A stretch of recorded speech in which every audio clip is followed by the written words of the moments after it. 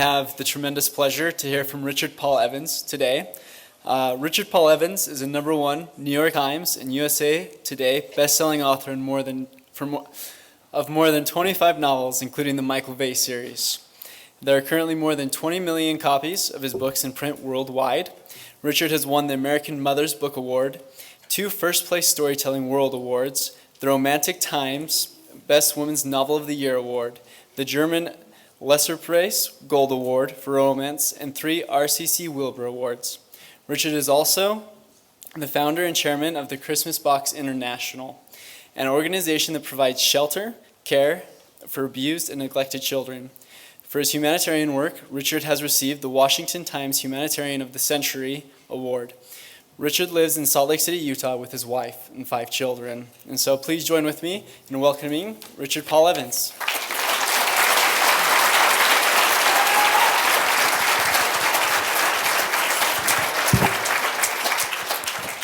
Thank you. Just by way of disclosure, this message is brought to you by 5 Hour Energy. I love this stuff. It's like my own crystal meth. I finished the first book of my next series. I have not announced this series yet. It's called The Broken Road.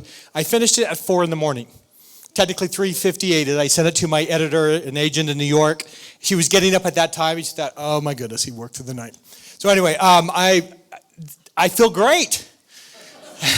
And I'm so glad to be here. I love Mike Glauser. We were at a Christmas party, and I was just catching up because I admire this man. And he told me what he's up to, and he goes, do you want to come up and speak? And I said, I love speaking about this. So I've actually, people were saying, oh, that's too bad. You have to go up and talk, and you're so tired. You've been working. It's like, I love doing this. I'm so happy to share this. And I'm actually going to share with you something that you can use. I want you to really pay attention to this, because entrepreneurism is the most exciting thing I think that could be part of your life. And like Mike said, it doesn't matter if you're starting the Christmas Box House, or you're doing a charity, or you're building a multi-billion-dollar business. It's the same thing. And so these skills are things that you can use in your daily life. A few years ago, I was in Atlanta, Georgia. And normally I fly into town when I'm on book tour, and I fly into town and they put me on like the morning shows, and I do newspaper, radio interviews, and then at night I do a book signing and fly to the next town. So I've been everywhere and seen nothing. But I'm in Atlanta, Georgia, and to do these morning shows, you have to get up really early in the morning, like 6 a.m. You're on the show, which means like if you're a woman, you have to be up at 4. If you're a guy, 10 to 6. So, but anyway, I get to this show. I'm going to be on Good Day Atlanta, and I get there, and I'm with my publicist. We walk in. The producer comes down and says, sorry, you're not on the show today.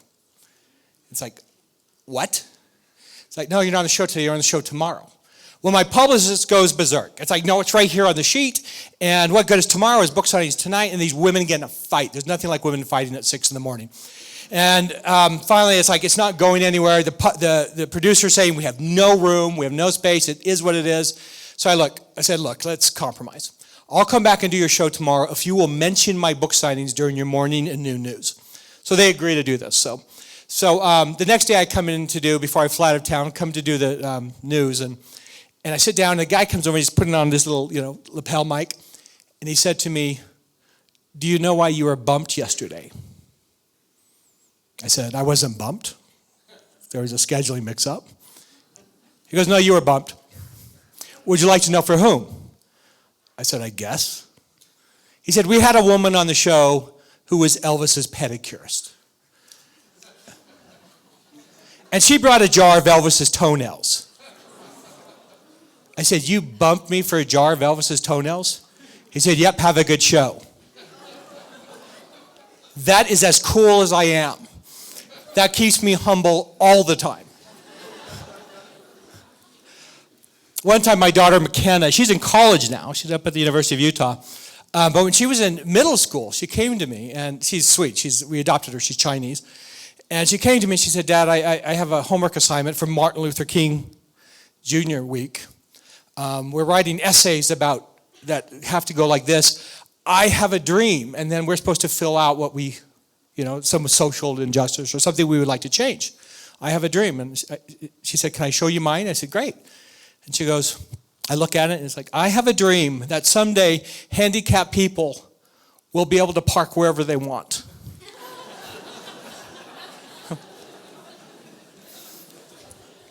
I said, it's perfect. The thing is, we all have dreams. I mean, hopefully we still have dreams. That's why you go to college, right? You have a dream of something more. Entrepreneurs are the best dreamers. Entrepreneurism is about dreaming. It's completely about dreaming. Now, you may not know this. My background actually is in entrepreneurism and marketing. When I was in college, I was going to be a lawyer. Thankfully, a lawyer talked me out of it. And I was working for a political campaign at the time, Governor Norm Bangerter's first race. And that was the lawyer who talked me out of it. It was his campaign manager. And while I was there, I would notice that the ad guys that came in had it made. They drove the cool cars. All the women in the office thought they were cool and funny.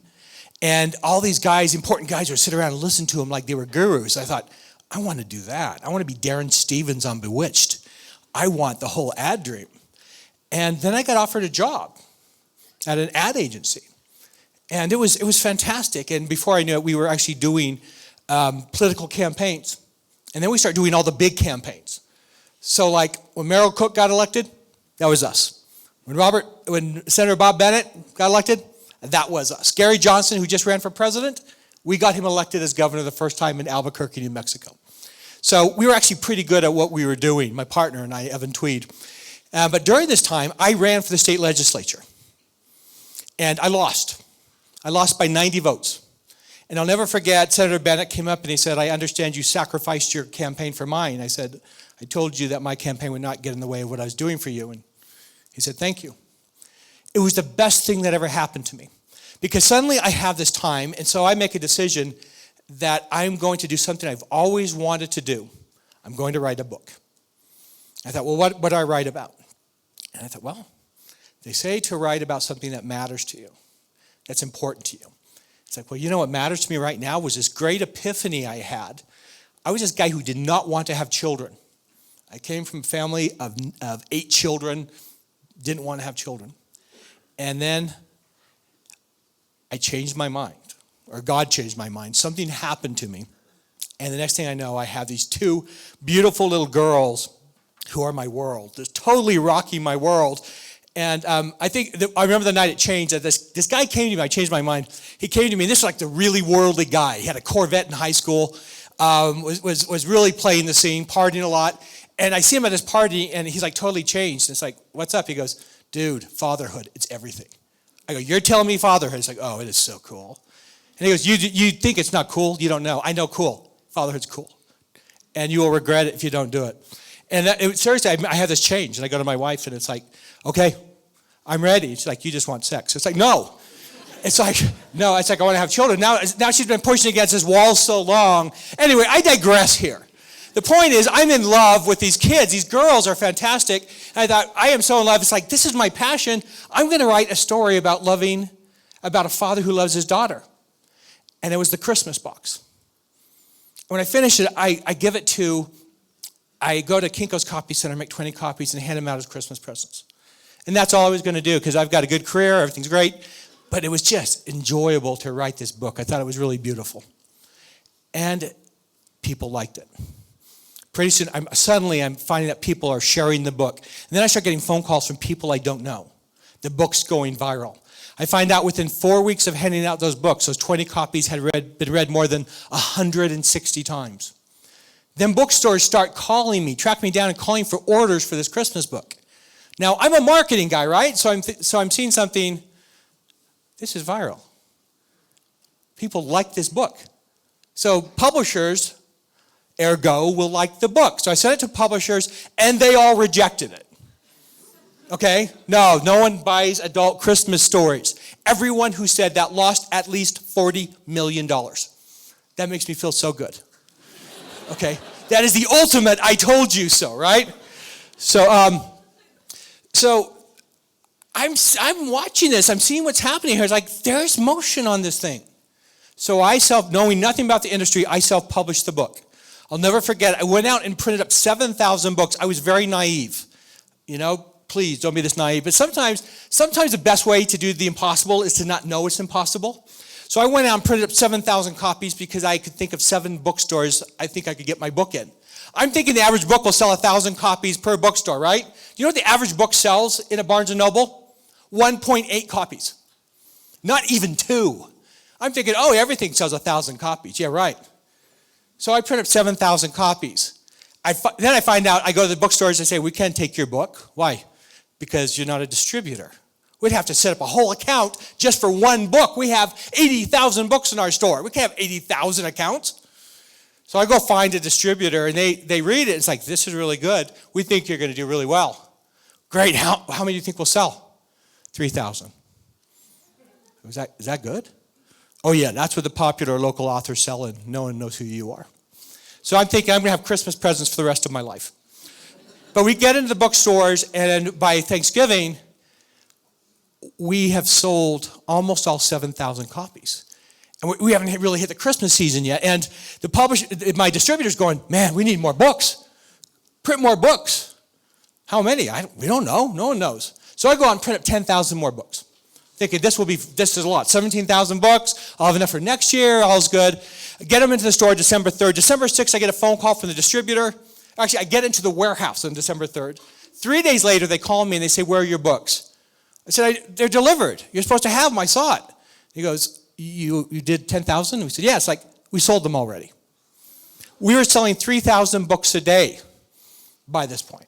That's when we started. And then I learned a really powerful marketing lesson. I already paid for some radio ads. It's like, if you want people to want to buy your book, tell them they can't have it. I ran ads thanking people, saying the book sold out. Thank you so much for buying the book, supporting it. I hope you enjoyed it. And then, like, women are getting fist fights over the last copies in malls. I'm not exaggerating. Ogden Mall, 2 women got in a fist fight over the last copy of a Christmas box book. The next year, I thought, I'm going to take this national. Still no publisher. Didn't realize it's impossible to take a book national. I go out and print up, I don't know, 400,000 copies. I've taken every dime I have, and I talked Senator Bennett into like guaranteeing the printing, and we print up 400,000 copies. And after some very difficult times, because the system was resisting this was before Amazon. This is before there were Costco's even. We hit it big. People Magazine runs a story on it. I get a phone call. Today Show. We want you to come out with your daughters. I'm on the show. The book explodes, hits number 2 on the New York Times bestseller list. Then I go into this very strange phase. I'm getting these phone calls. I'll never forget. I'm sitting in my little home, 700 square feet, finished. And someone calls, are you Richard Paul Evans? Yes. Did you write the Christmas box? Yes. Good. Okay, found you. I'm authorized to offer you $2 million today. I'm from HarperCollins, and we would like your book. And I said, no. No? No. Okay. Why? Because 11 other publishers will call me. The book goes, I find an agent, the same woman who discovered the book, The Bridges of Madison County, Lori Liss, and we bring the book out into an auction. I have this really cool view that other publishers have asked me about because I got to meet with the head of every major publishing house in the world. The big ones, the top 10. I went from HarperCollins to Warner to Ballantine to Simon & Schuster. I got to meet them and talk to them, see how they worked. It was cool. And the book goes up to an auction. I'll never forget the head of Warner. I hear someone say, how much do you think he's going to get from the book? And the president of Warner said, I don't know, but he's going to be a hell of a rich man. I thought, oh, that sounded good. That's good, yeah. The book goes into an auction. I'll never forget. I go back to Salt Lake. My agent say, don't talk to no one. Talk to no one. Only take my call. Well, the auction starts 10 o'clock. They finish the first round. I mean, it's noon in New York. And I get a call. It's like, where are we at? $2 3/4 million. Wow. Who is that? Disney. Disney wants it. Hyperion. It's like, did everyone drop out? No, 11 publishers are still in play. This is going to go on for days. It sold for $4.25 million. That was a lot of money for me. Okay, here I am in this little house, and it was a lot of money. The next year we brought the book out, and the book actually made history as the only book to simultaneously hit number 1 on the New York Times hardcover and paperback list at the same time. Since then, it's sold more than 8 million copies. If you were to stack them on top of each other, they'd roughly be the height of 11 Mount Everests or 254 Empire State Buildings. To kind of put that in perspective. I don't know what kind of perspective I'm putting that in because you will never stack them up next to a building. But so it was about the book, okay? People have talked about, okay, it's the marketing, it's like you're a great marketer. Yes and no. Because when it comes down to a story. And every entrepreneurial act you do will come down to a story. And if that story works, then it works. So anyway, I would like to hire about 12 of you. And I'm going to tell you what I want to do. I have a product I want to market, and I could probably do 20. So let me tell you about the product, okay? We're selling this bottle for $1,000. Actually, $1,100. It's a diet supplement. That's what we're going to do. Think you could sell it? Okay, let me tell you about it.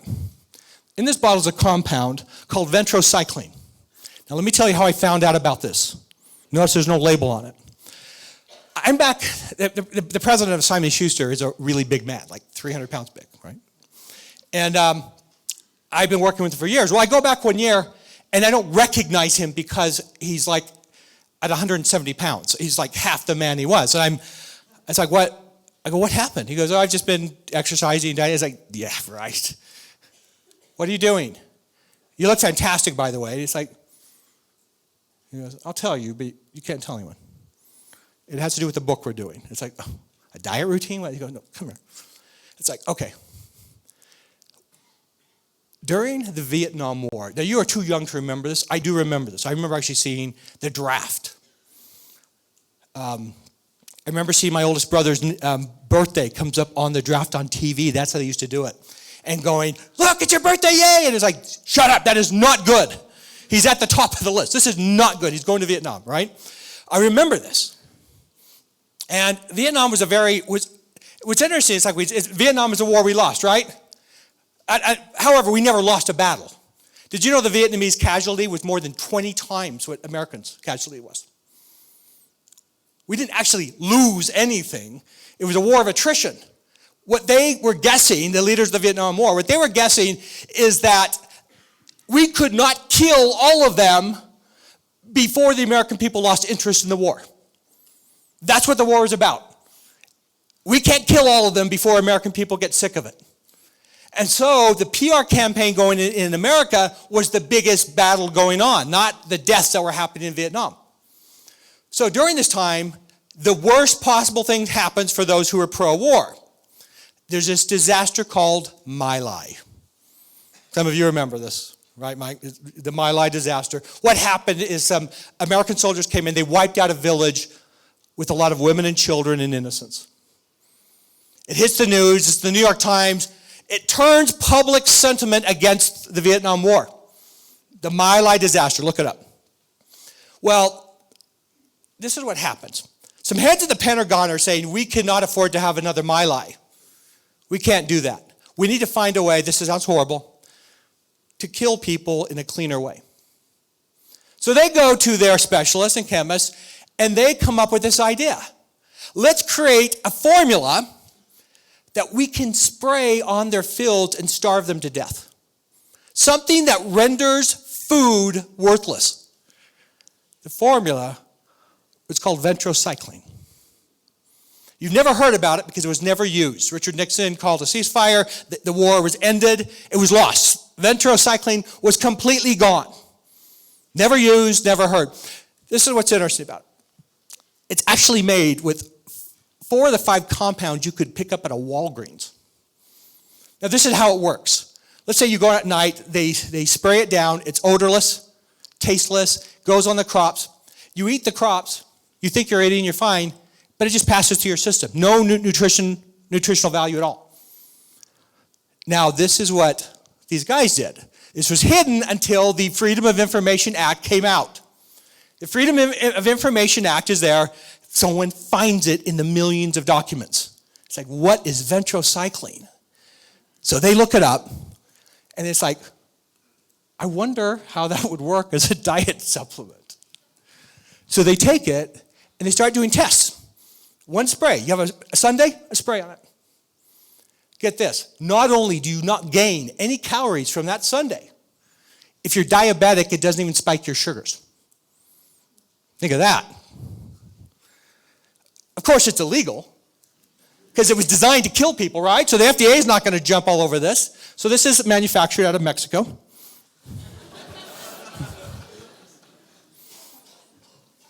We sell it as a supplement, like lavender or something. This is the amazing thing. Everyone I've seen use it at the tests we've done has lost more weight than they wanted to. There is one problem that was discovered, that for 1/10 of 1% of those who use it, they keep losing weight after they stop using it. It hasn't killed anyone yet. They just have to eat more. All right? They have to up their calories by 500 calories a day. That means you just get like an extra bowl of Fruit Loops, right? Okay. Ventrocycline. I need about 20 people who would like to help me market and bring it out nationwide. Is anyone interested? Raise your hand. Really? This bottle is $1,100. You will get 50% commission for every one you sell. This bottle actually is you dilute down, so you actually will fill a quart. So that will last you about 6 months. The best diet supplement ever. Okay, raise your hands if you're interested in selling this with me. Okay. Okay, how many would be interested in using this? Or do you know someone who would want to use this? Raise your hand. You know someone who would want to use it? Okay. Yeah, do you know diabetics, right? Okay. The reason I tell you this, the story I told you is crap. This actually is, I think it is lavender. There is a basis for selling something. Usually, I actually did this in a room. I offered $700. I had 3 people run to get my only bottle of it. You are way too reserved or way too thin or something. But can we have the formula up here? What I found is that there's a certain kind of formula that goes on when you want to sell something.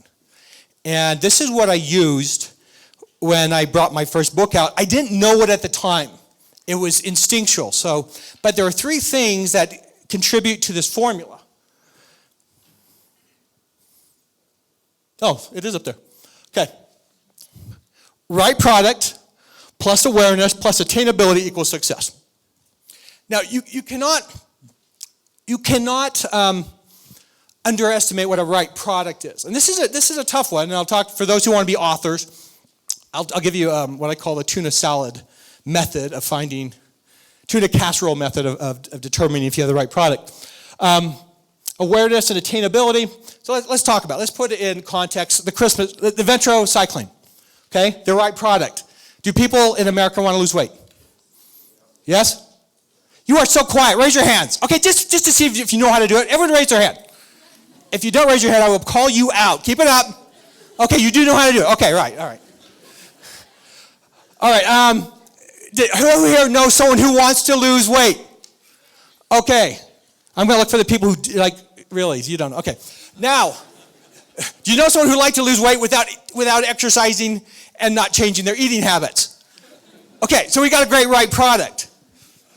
But if I just showed you the bottle, you wouldn't believe it, unless I showed you examples. By the way, the president of Simon & Schuster, it looks like Mike Glauser. He's very thin. The right product has to do with the message of the product, and I'll give you an example of that later. The awareness is what just happened here, right? I made you aware of something you didn't know about.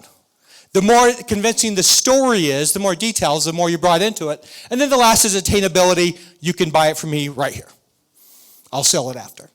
Okay, these are the 3 things. If you take anything away, it doesn't work. This was a problem I had. The Christmas box I found was the right product.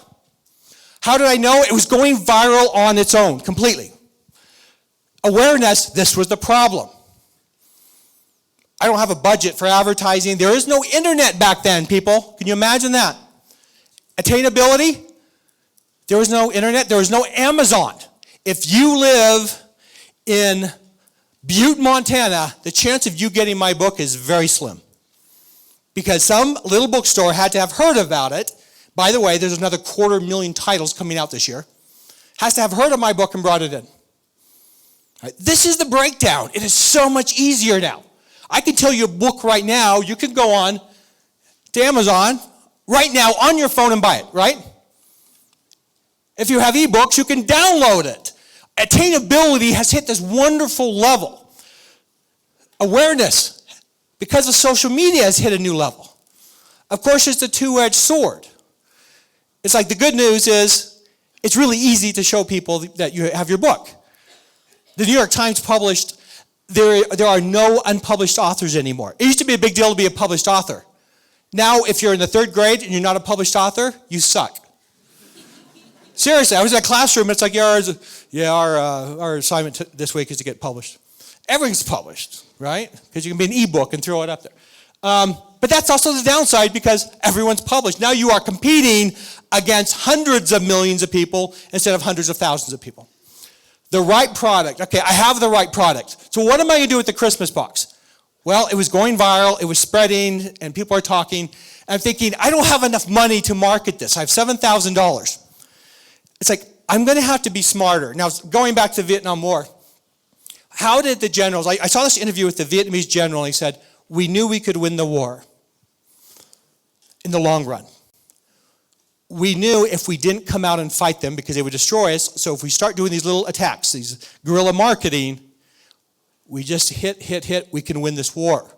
We can delay it, we can put it off, we can send back casualties, Americans will eventually get tired of it and stop. That's when they knew they could win the war. Okay, this is the advantage you have with your book, if you care, if you're a marketer, that is you get to focus. If you're a big publisher, you're bringing out more than 1,000 titles this year. They bring them out, throw them out there, see what hits. People complain. I hear authors, they're so excited we get published, it's so great. And then it's like, well, the publisher didn't do anything to promote my book. You think? Yeah, of course they did. And they moan and groan about it. They did what they could. Try to get someone on the Today Show when that editor, the producer of the Today Show, had just been pitched by 300 other books, all of them more famous than you. It's not easy to get any publicity these days. So I'm thinking, how am I going to get publicity for my book? Because I know it's the right book. So I start thinking about leverage. So I come up with this idea. It cost me about 68 cents to print a book. At the time, a radio commercial was about $100. Why don't I give radio stations books to give away? And when they give the book away, they'll have to mention the name of my book. And I'll tell them, they don't have to do this, but I'll tell them to say, this is, if you're going to read one book this Christmas, it must be this one, the Christmas box. I then send a letter out to 7,000 radio stations, hoping to get 100, well, actually hoping to get like 50 radio stations working. What did I end up with? 1,700 radio stations. Now think about this. It cost me $34 for every station, and every station gave me 50 ads at 100. So for $34, I got $5,000 of advertising. Well, I can do this all day. I had 1,700 stations give me $5,000 of advertising. How much money is that? That $8 million of advertising? $8 million of advertising I created for about $4,000. Damn, I'm smart. Right? You have to outthink them. That's how the Christmas box got out there. It was still hard. Why? Because the attainability, people couldn't find the book. That was the biggest problem. I got lucky that I got this break in the end and that People magazine did an article on it, and I was on the Today Show. At that point, the bookstores were forced to get the book in because everyone's calling. All right? That's how it happened. There has to be this combination of things. But now that awareness and attainability can be so much easier. So let's talk about how this works. Retrocycling. We talked about that. The right product, awareness, attainability. How would we go national with this? Man, I would just make a video talking what I just did. I'd record it, put it on the line. and send it out, right? Pay to run the ads, watch how much comes back. All right, let's talk about something else. How about, this is cool. I'm going to tell you something that's not cool. I'm going to tell you about one of my big failures. Okay, I lost millions of dollars. It broke my health. It was awful. I started a company called Bookwise. It was a network marketing company for books. And I thought, this is going to be great. I have all these followers. And they all want to make money. So I'm going to create this company. And I have the awareness. I have hundreds of thousands of people on my mailing list. And I brought in another guy, another author who had hundreds of thousands of people. And so we brought out Bookwise. Attainability, you just sign up online. It's easy. We had it all. We had 9,000 people join the first 6 months. We're bringing in 80,000 a month. And we're losing our shorts. The product was awful. It was the wrong product. What happened is there's two ways to make a fire. I can get down, and if the Boy Scouts here or Girl Scouts know, you get down, you make the little pyramid, right? And you light it, and you let the fire, you do kindling, and it gets a little bit more. And then what do? You put a little bit bigger wood on top of it. You're starting out with a little twig. By the time you have like logs, and you have this big roaring flame, and stay away because it will consume you. But it started with this little fire that you could put out with your hand, right? That's one way to make a fire. The other way to make a fire is you put a candle there, and you get a bucket of gasoline, or a barrel, and just go. That's what we did. We had a flame there, a bad product. We threw the gasoline, all our fame and contacts and connections, bam, it blew up, and it died.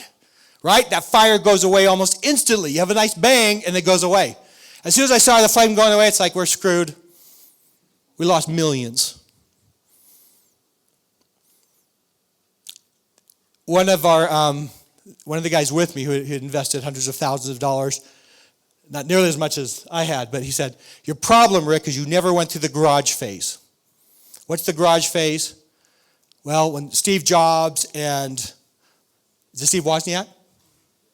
Yeah, when they started Apple, they were selling it out of their garage. They're making these components in the garage and selling it.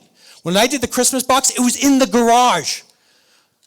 I saw how people were responding to the book. I did not add awareness and attainability until I knew I had the right product.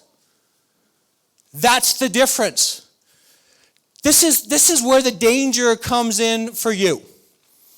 The danger for you is that when you get excited as an entrepreneur, you get excited. It's like falling in love for the first time. Have you ever seen two people who fell in love and you're thinking, that is not going to work? Do you know what I'm talking about? You've seen it, right? Okay, you're doing this thing again. Raise your hand if you've seen two people who should not be together. Okay, thank you. All right, you've seen that. Well, this happens all the time. It's like what happens, you have these love goggles.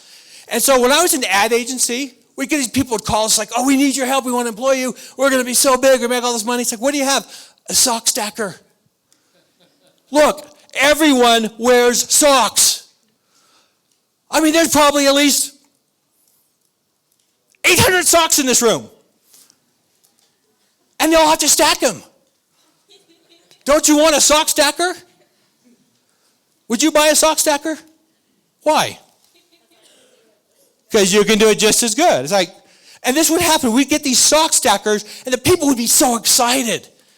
And you're just like, no, we won't take your account because it's not going to work. It's a really bad idea.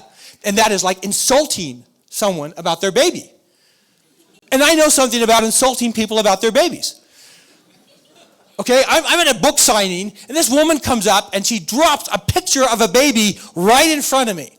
At first, I thought it was a joke. It looked like a hairless cat. I'm looking at this baby, it's like, this is the ugliest baby I have ever seen. I don't say this, but I'm like, holy cow. Wow, really? It's like, I didn't know babies could be that. I love babies, but this baby is ugly. And people around me are looking at it, it's like, oh my gosh, that's an unfortunate kid. And I look up at her, and she goes, that's my granddaughter. Isn't she beautiful? I said, you must be so proud. I am tactful. It's like, isn't it awesome that baby was beautiful to her? That is so cool, because I have grandchildren, and they are like the most beautiful things on the planet. Oh my gosh, I could just sit there and stare at them. One is so fat, and it's like, oh, please get fatter. You are so freaking cute, those cheeks, oh my gosh. You are perfect, baby. I think she's losing a roll. Get her more milk. You know, it's like, it's just, they're fantastic. But the problem is, see, to me, she's the most beautiful thing on the planet. She might not be to you. See, that's what we do with these products. You get all excited about it, and then you start thinking past the product. You're seeing yourself in the limo. You're seeing yourself with the bikini chicks around the pool. Yeah. And all of a sudden, you've lost all reason. You're that kid in love, and it's like, and when people start telling you, talking sense to you, you're like, shut up, dream killer. You don't know. Yeah, you'll be asking me for money, and they lose everything. Okay? How do you know that you have the right product? This is vital. You know what? The thing is, you just have to resist the love. You have to wait till they tell you it's the right product. People come to me all the time, authors, and it's like, I don't understand why my book doesn't sell. My wife liked it. Really? Your wife told you she likes your book. I'm so surprised. Or like my husband, he said it was the best book. Yeah, because what happens if he says, no, your book stinks? Life gets really bad for the husband, right? It's like it doesn't work. It's like they have no incentive to tell you the truth. And so seriously, I have a guy right now who has this Christmas book, and he goes, everyone loves it. Everyone tells me it's the best book ever written. How come I've only sold 70 copies? It's not the best book ever written. Okay? They're lying to you. I've gotten really good at seeing lying. My wife, however, cannot lie. She tries, and then she breaks down crying. And so I know she cannot lie to me. And so I can trust her. But I trust no one else, except for strangers who will tell me the truth. You show that baby on the internet, because people will say anything on the internet and say, is this baby pretty? I put my grandson up there. 4,000 people commented how beautiful he was. He was validated. All right? My daughter goes, I thought it was just me. It's like, no, he's beautiful. So, okay, this is what I tell him. It's a tuna casserole. It's a tuna casserole method of choosing the right product. Okay, this is what it's like. Let's say you have some friends over, and you in your infinite wisdom make tuna casserole. Okay, and they come there, and they sit down to eat, and the guests say, wow, that's really good tuna casserole. You don't start a company selling tuna casserole. That's what these guys are doing. Wow, they like my tuna casserole. I'm going to be the queen of tuna casserole. No.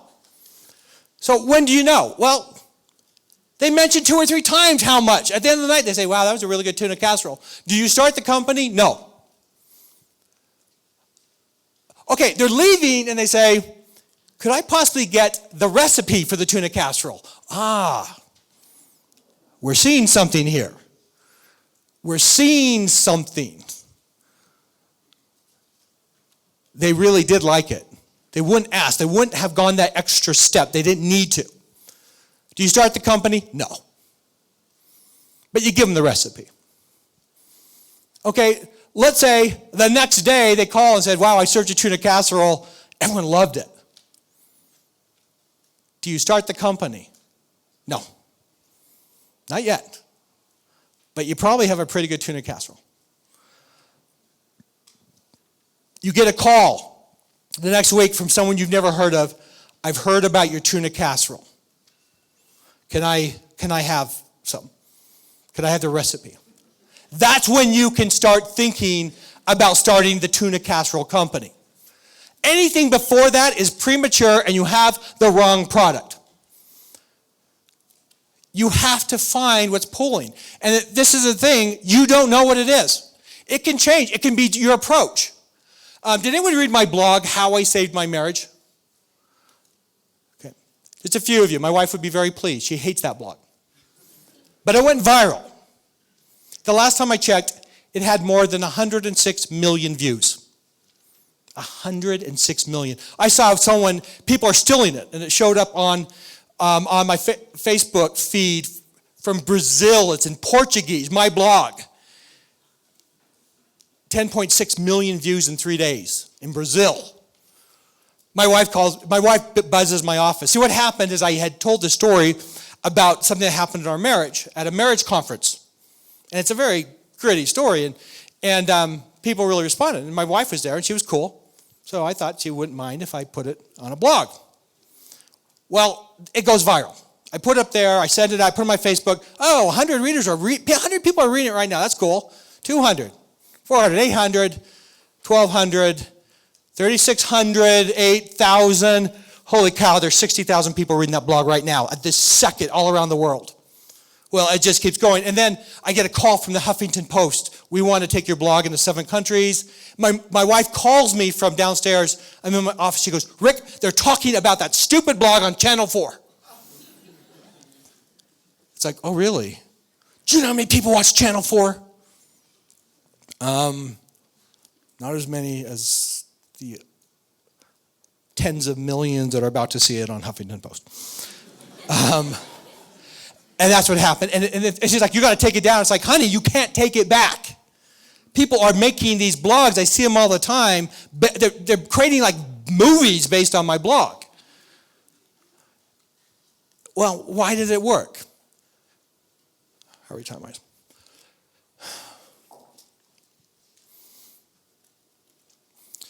It worked because it touched something. First of all, it was the right product. Is there anyone in this country who is struggling with their marriage?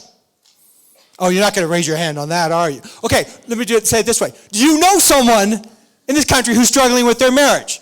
There you go, okay. Because you're sitting next to your wife, you don't want to say. I understand. Okay. You are such liars. Okay. Yeah, we all know people who are struggling with their marriage because marriage is a struggle. Relationships are a struggle. It's a struggle. It's worth it. I thank God every day for my wife. She is fantastic. To wake up every morning next to that woman is such a gift. But we had some hard times. And we had some really hard times. And we did not get along, and I did not like her very much. And one time I'm on book tour, and the more famous I got, the more she resented it. And the meaner she got. I would come home, I'd been like the Deanie Petty show in Canada. I'm getting attacked by the makeup women and the one makeup guy. And I'm like totally famous. I come back, it's like, yes, I'm on national TV. They were talking about me on the Regis and Kathy Lee show this morning. And she's like, take the garbage out. Seriously, that's what was happening. I'd come back after 4 weeks. Sometimes she wouldn't even say hi. So I'm in Atlanta, Georgia. I had just seen Billy Joel. And I call, and within 2 minutes, we're in a fight. And I'm thinking, I can't stand this anymore. I can't be married to her. It's like, why? Why can't we make this work? And I'm mad. I'm mad that I got married so young. I'm mad that I married someone not understanding what a relationship takes. And I start shouting at God. And in this moment, something happens to me. This inspiration comes to me that says, you can't change her. You can only change yourself. And at that moment, I was broken enough and humble enough to say, then God, change me. I'll do what I need to do. She's a good person. I'm a good person. We have children. Please, change me. Come home, I get in bed, she's rude, doesn't talk to me. I'm in bed with her. I might as well have been in Atlanta still for the distance. But I know exactly what I'm supposed to do. The next morning, I wake up, I roll over, and I said, what can I do to make your day better? She's like, what? What can I do to make your day better? Why are you asking me that? Because I want to make your day better. Why? Because I love you. What are you doing? Just what can I do to make your day better? Okay, go clean the kitchen. Bite back the anger. Okay. I go and I clean the kitchen. Spotless. Next day, wake up, roll over. What can I do to make your day better? This is so lame. Why are you doing this? I said, honey, what can I do? All right. go clean the garage. Now, I hate cleaning the garage. And I had a busy day. It's like, I look at her and I say, okay. And I go, for the next 2 hours, I clean the garage. The next day, I roll over. Honey, what can I do to make your day better? Stop it! Why are you doing this? Because our relationship is worth it. Because you're worth it. What can I do to make your day better? Nothing. Stop asking me. I can't. The next day, and the next day, and the next day, and the next day. And then she cracks. One day I roll over and say, what can I do to make your day better? And she goes, stop it! Stop it! It's not you! It's me. I'm hard. This is hard for me. I'm mean to you.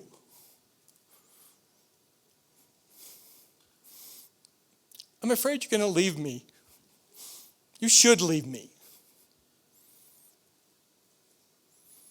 I said, I'm not going to leave you.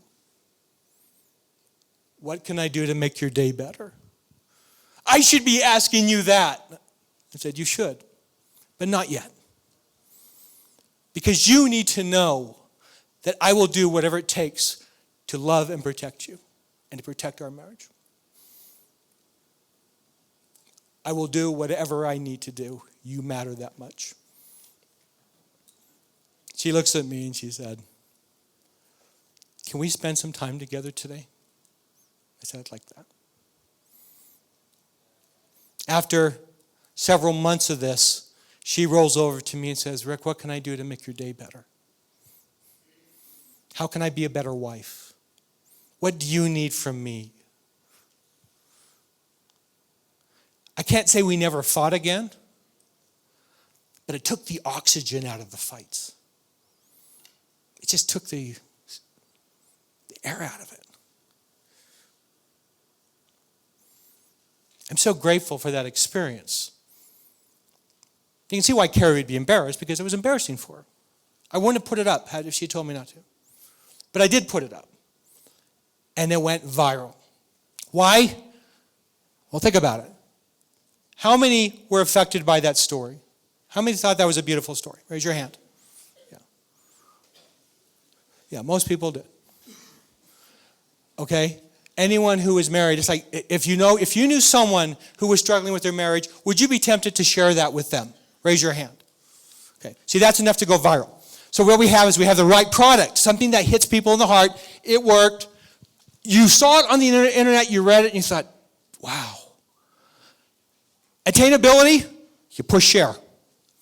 You didn't have to pay for it. It's there, bam. It goes viral.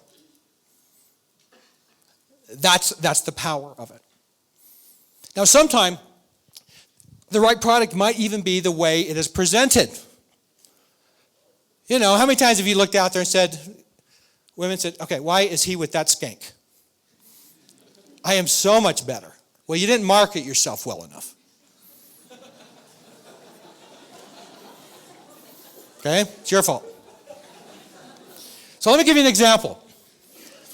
When I sell the Christmas box for $4.25 million, after the first year, they asked me a favor, reminding me that they gave me $4.25 million. They said, would you mind taking the paperback off the market? Because I still own the paperback rights. Wanting to be a good team player, I said yes. So I took 400,000 books and put them in a warehouse for 13 years. Well, when my Bookwise company goes south, it's about bankrupting me. The economy's turned. I'm out of money. My charity owes me millions of dollars. They'll never be able to pay me back. We're trying to keep the charity alive and help these kids.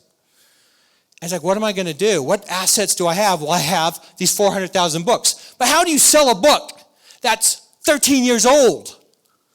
Really? It's been sitting there. I had made an offer to schools. I put it out there to my readers. If you would like a class set for these books, I will sell them to you for $1 a piece. The retail value is $5. So 20 books is $100. Get that in your mind. $100 for a box. I will sell it to you for $20 and I will pay the shipping. Is this a good deal? No one bought it. We were moving about 120 books a year. That was it. 120 books a year. That's 10 a month. And then this idea comes to me.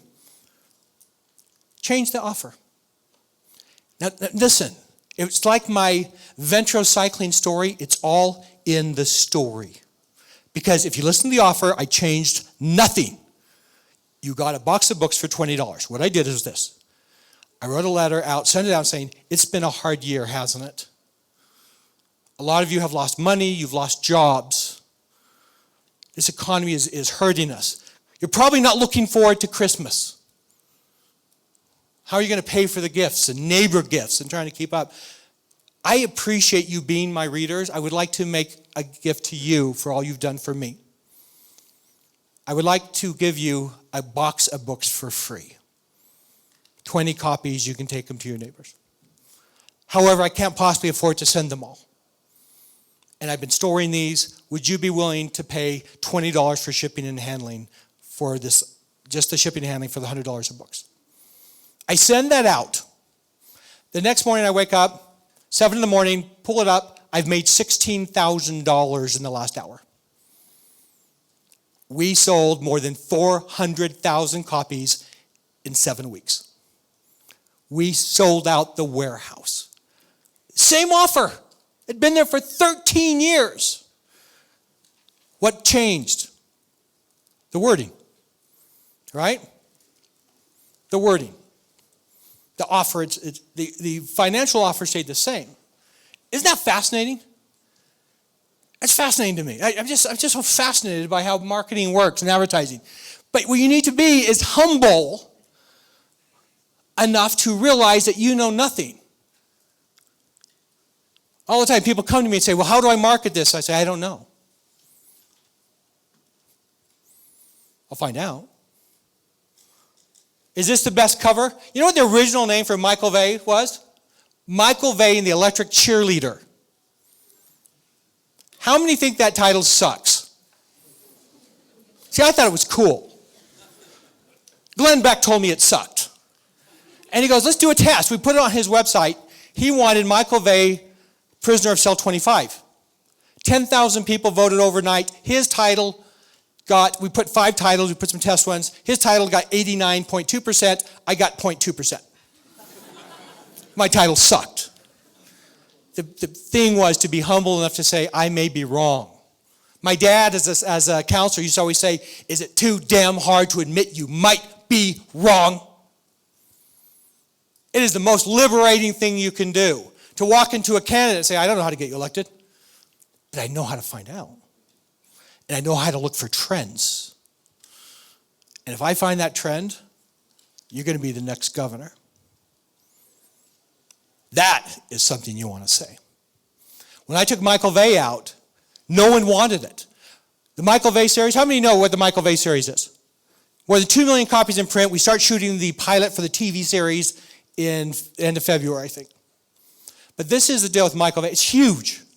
Huge. My first book signing, 3,000 kids last September. 3,000 kids came to my book signing. You know what that looks like? It's like 10 times this. It's nuts. So, but when I took it to my publisher, they weren't interested. They thought it would sell 30,000 copies in its lifetime. The whole series, all 7 books, 30,000 copies. That's like 4,500 copies of each book.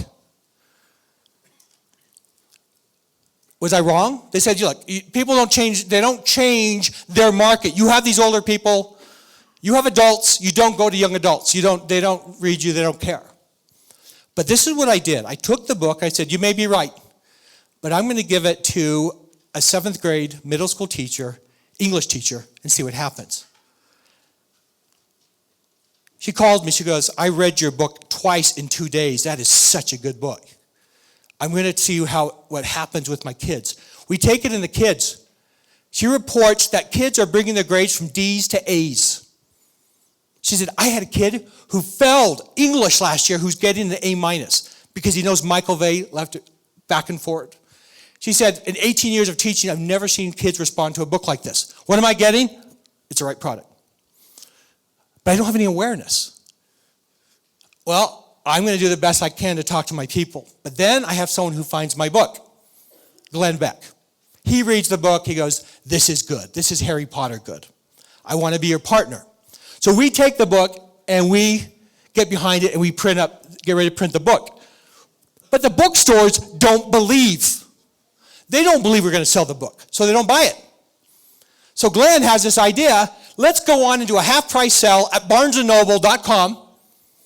And he cleverly forgot to say .com on air. And let's see what happens. He sends it out to the people. I look at bn.com the next morning. I'm the #1 book in the nation.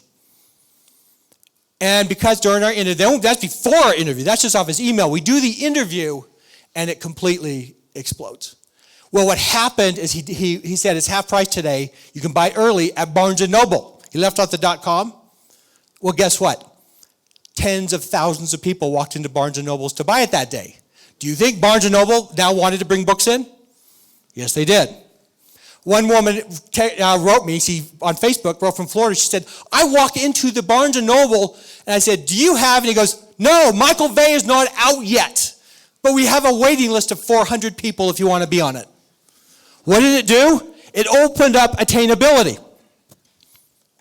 The book sold out nationally. By the second day, we're in the 6th printing. By the second day, it hits #1 on the New York Times bestseller list, #1 on the Wall Street Journal bestseller list. The book goes on to sell millions of copies. Okay? See how it fit those things. If I had not had those things happen right, if I was not paying attention to the bookstores not taking it, it wouldn't have made it. One of our clients once, just after I left the agency, my partner took on this big pizza company. Big ads, it was a great pizza. Guess what? They had no distribution. It's like we just ran $1 million of advertising in Florida and it's not in a single store. Did not work. They lost the account. They were fired. Everyone was fired. All right? This is a formula you can use in all aspects of your entrepreneurism. All right? Look at it and then be serious about it and say, okay, is this something that I want to do? Am I out of time, Mike? Can I tell the Heather Jennings story? Okay, you're going to love this story. Has nothing to do with anything. Now, it has this. The reason it's like we live in a time that people are so adverse to risk, they're so afraid. And I just want to tell you, go for it. Sometimes we're so afraid of failure that we embrace failure. Wow. She's attractive. I'd like to ask her out, but if I ask her out, she may say no. So I don't ask her out, and what is the result? No. Right? We do this all the time. All the time. So, I learned this lesson in a really powerful way to not do that, to never embrace failure, by a young woman named Heather Jennings. You don't know Heather Jennings. She was the most beautiful girl in 9th grade at Bonneville Junior High. The first time I saw Heather Jennings was a religious experience. She walked on the bus, there's lights around her, and it's just like, oh my gosh. I go, who is that? And the guy said, that's Heather Jennings. She just moved here. Don't even think about it. She's way out of your league. I know she's out of my league. I'm poor and I have acne, bad hair. It's like, but I can dream. I'm a dreamer. So all summer long, I dreamt about Heather Jennings. What would it be like to have a girlfriend like Heather Jennings? Wow, to hold the hand at school, held her hand. You'd be the coolest guy at school. Next year, school starts. I go to my 3rd period class. I sit down. I'm kind of scared. I'm in high school now. Sitting there in a row of empty chairs. Suddenly into the room walks Heather Jennings. She looks around the room, walks over, and sits in the desk next to mine. How can you say there is no God? It's like, this is Heather Jennings. I'm terrified. Don't say a word to her for like 3 days, but I soon discover something. Heather Jennings is not just beautiful on the outside, she's beautiful on the inside. She was a sweet young lady. I get this wacky idea. I'm going to ask her to the homecoming dance. Now, this is before you could do that without a helicopter. But it was more difficult then because you had to look them in the eye and say, will you go to the dance with me? All right, so every day I'd sit there, I'd just wait for the bell to ring because you don't want to ask that before class. It'd be a really long class. So the bell would ring, I'd turn around, I go, Heather? And she goes, yeah, right. Did you get the homework assignment? Yeah, here. Every day was like that. It went on for like 2 weeks. It's like, come on, dude, just gruesome. It's like, just come on.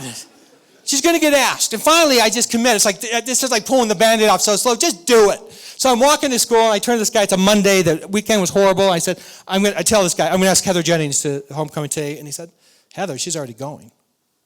With who? Tim Walmsley. You don't know Tim Walmsley, but you do. Because every school in America has a Tim Walmsley. Tim Walmsleys don't have acne. They have perfect hair that naturally feathers back, a little bit golden.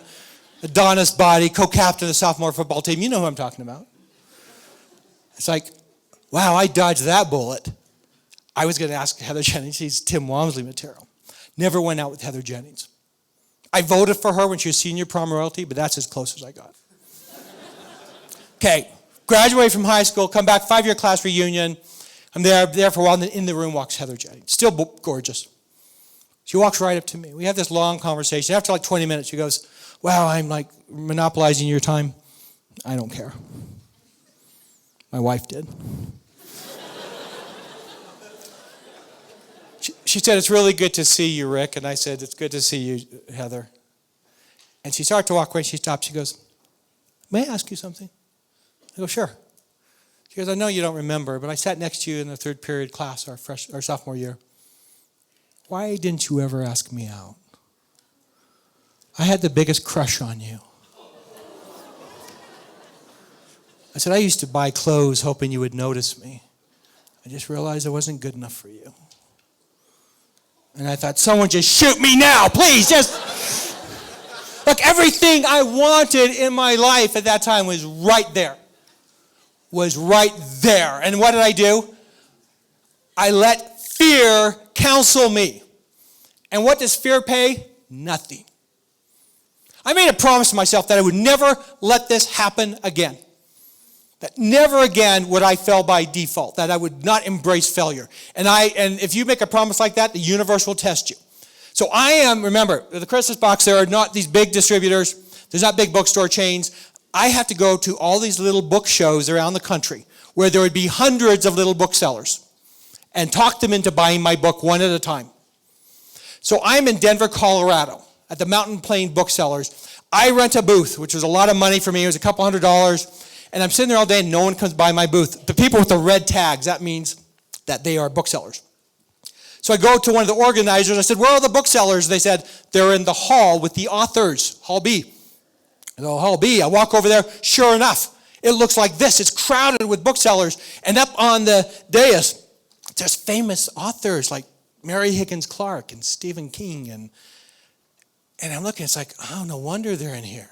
Because they get to meet these famous authors and get a signed book. I go, of course they're in here. They don't care about me. And I'm thinking, this is where I want to be. And then I notice that up at this table with the best-selling authors, there's an empty seat. And that little voice says, you want to be a best-selling author? Guess what? There's an empty seat up there. It's like, well, I'm not going up there. It's like, no. I can't do this. So I start to walk away. I'm thinking, the life just isn't fair. It's not fair. It's stacked against you. And then it hits me. How much do you care about your dreams? And if you're not willing to fight for your dreams, who is? Heather Jennings. I go back and get a box of books, walk around this whole line, go up behind the curtain like this, walk out and sit down between two famous authors. And someone notices. This woman, out of my peripheral vision, this woman's like, oh, not on my watch. She's like coming over. I'm like, crap, this is going to be so embarrassing. She gets up to me and I look up. I said, sorry, I'm late.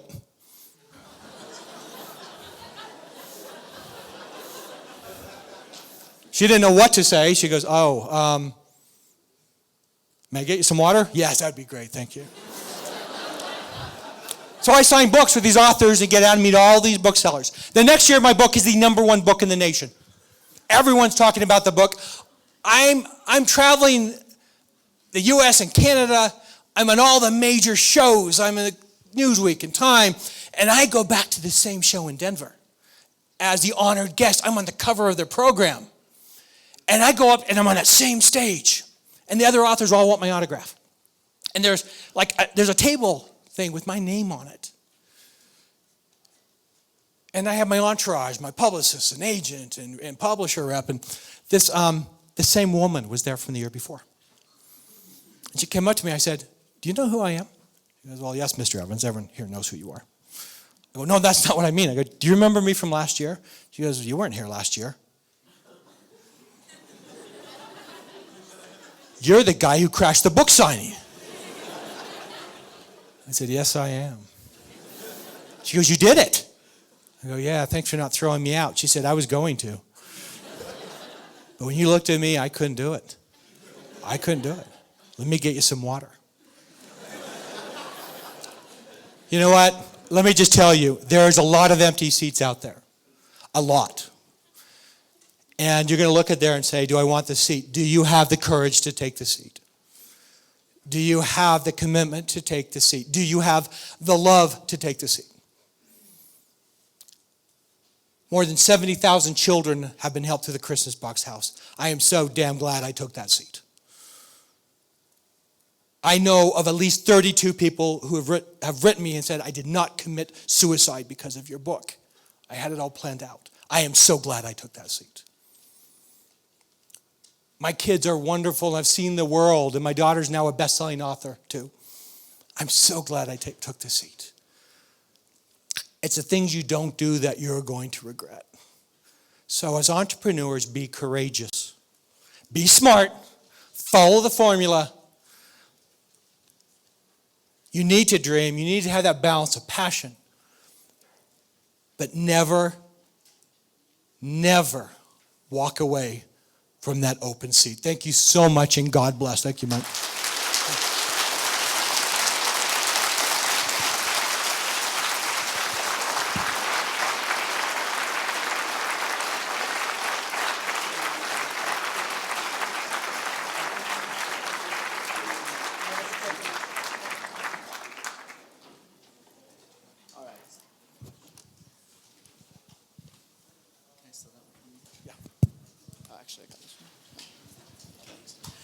All right, so we got time for about 2 questions. So if you would like to ask a question, if you want to go into the aisleway, either aisleway, we'll come bring you the microphone so you can ask a question. Both of you.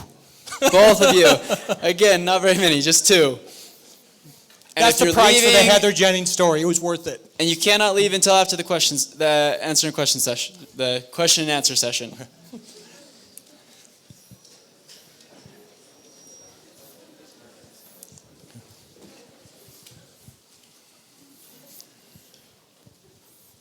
All right. You said right product plus awareness plus attainability, but how would you recommend attaining the right product? How do you go about getting there? Yeah, and that's the crux of it, right? So the more important thing is you either have a product or you don't.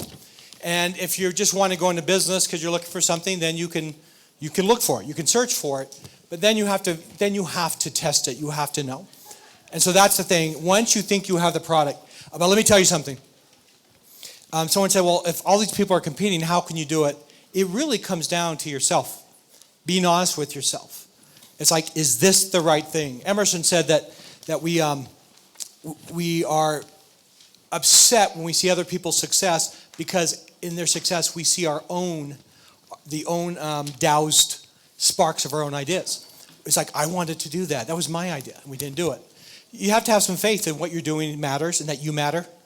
And so the way you look at things, and maybe it doesn't, but be honest instead of just trying to do what everyone else does. Be unique, be special, and that's what makes a difference. Okay? And you know you have the right product, by the way, is the level of desirability. Are people desiring it? So, yes. I want to know a little bit more about how you started the Christmas box and if that same equation applies to that, and a little bit about the empty seat that you took. The Christmas Box House? Yeah. Yeah, same thing. I didn't know. Christmas Box House was a nightmare. The first 4 years were horrible. It just about bankrupted me. I put all my own money into it, had to take loans for it, and we didn't have much help. We would get checks for like $10 for a $2 million project. But it started out with this idea that we could make a difference.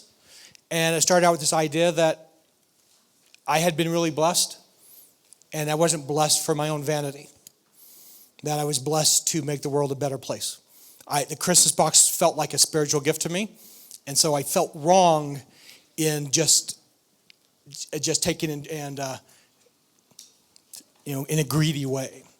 I was also concerned about the loves of my life, my children, and how it would affect them. I wanted them to see that money is really about making the world a better place. And so that's how it started. And it was another thing, just like the Christmas box publishing, I did not know how to work within the state and with abused children. So it's like Og Mandino says, it's like experience is wasted on dead men. It's like, don't worry about the experience. Go out with an open mind, research, and study. But that's what started. I always seek out the people who are the best in the world at the game. So I went to the top people that I knew in the state, that I could find in the state, and asked if I didn't know who they were. I said, who would know that can answer this question? And that's how it started. But it's way too complex to tell you the 15 years, what it took to get to now. But I'll just say the first 4 years were complete misery. And you may know Elder Bob Gay, but I love that man. During the most difficult time, he's a very spiritual man. During the most difficult time I met him, he walked through the Christmas box house. And when he found out that I was funding it with my own money, he said, I've never seen a celebrity use their own money. They always use others. He goes, I'll help you. And that's all he said. The next day I got a phone call from his secretary saying Bob would like to send you $1 million. And he saved us. Another time, during the really hard time when the economy had turned and my company had gone down, we were out of money. We had 1 week of money left. And then all of a sudden in the mail, there's a check for $75,000 just in time for check from Bob Gay. And I called and said, Bob, what happened? He said, I just had this feeling you needed that much right now. And got us through. So I believe in spiritual forces, and I believe in following them. I believe there's a reason we are here, that we're not a mistake of God or nature. So not all business people will agree with that, but that is my experience. But I'm so glad now that we did that, because when I was out this year, every high school I go to in Utah, every high school I go to, I have at least 2 kids come up to me and tell me they're Christmas box kids. Every high school I've been to in the last 3 years. It is affecting a lot of kids and a lot of families. So, okay? All right, thank you.